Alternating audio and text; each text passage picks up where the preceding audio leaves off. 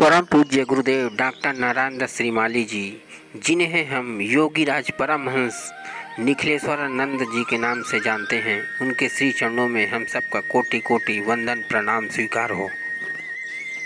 पूज्य गुरुदेव डॉक्टर नारायण दत्त श्रीमाली जी एक महान आध्यात्मिक गुरु, लेखक और समाज सेवक थे। उनका जीवन और कार्य आध्यात्मिक ज्ञान, प्रेम और सेवा का प्रतीक है। डॉक्टर नारायण दत्त श्रीमाली जी का जन्म 26 जुलाई 1928 को राजस्थान के एक छोटे से गांव में हुआ था। उनके पिता एक साधारण किसान थे, लेकिन उनकी माता एक आध्यात्मिक महिला थी, जिन्होंने नारायण दत्त श्रीमाली जी को बचपन से आध्यात्मिक ज्ञान प्रदान किया।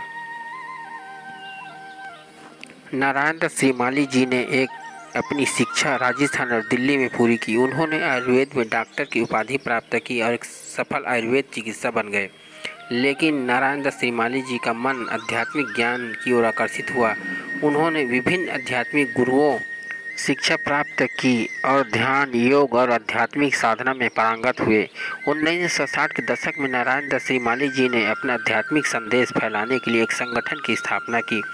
उन्होंने विभिन्न शहरों में आध्यात्मिक केंद्र स्थापित किए और लोगों को आध्यात्मिक ज्ञान, प्रेम और सेवा के मार्ग पर चलने के लिए प्रेरित किए।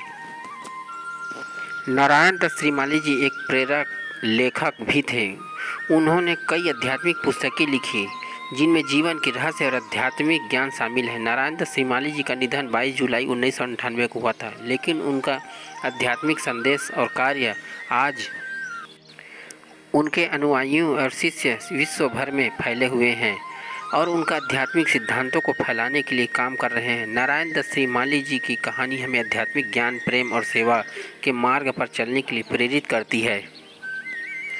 उनका जीवन और कार्य हमें यह याद दिलाते हैं कि हमारा जीवन एक उच्च उद्देश्य के लिए है और हमें अपने जीवन को आध्यात्मिक ज्ञान और सेवा के लिए समर्पित करना चाहिए।